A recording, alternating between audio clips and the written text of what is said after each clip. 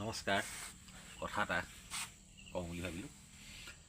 কথাটো মানে এনেকুৱা ধৰণৰ, যেতিয়া এটা ল'ৰাই, বিশেষভাৱে ল'ৰাবিলাকৰ ক্ষেত্ৰত হয়, এটা ল'ৰাই যেতিয়া পঢ়ি শুনি পেলাই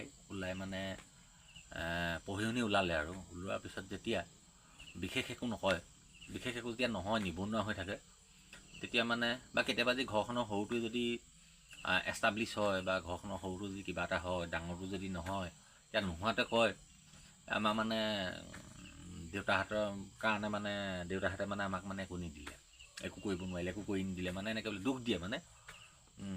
দেউতাহঁতে একো আমাক দিয়া নাই, কৰি মেলি দিয়া নাই, বা একো নকৰিলে, দেউতাহঁতে আমাৰ কথা চিন্তা নকৰিলে, বা কিডাল দিলেনো, কিডাল কৰি দিলে, এনেকৈ বুলি কয়।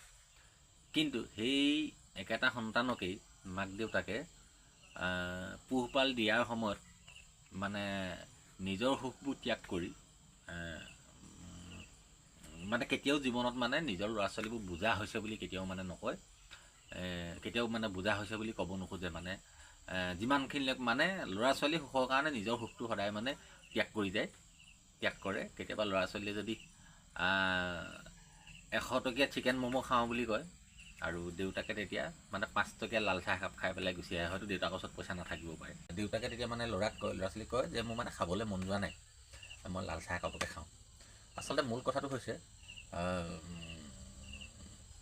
সন্তানৰ ওচৰত, সন্তানৰ মতে মাক দেউতাকে ঢেৰ ভুল কৰে, আৰু মাক দেউতাকে যিকোনো ভুলৰে সদায় সন্তানক ক্ষমা কৰে।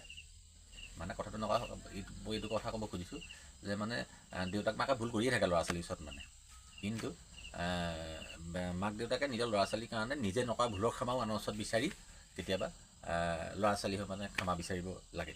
যিটো কয় যে ল'ৰাই পানী পেলালে বৰেও পিছলিব।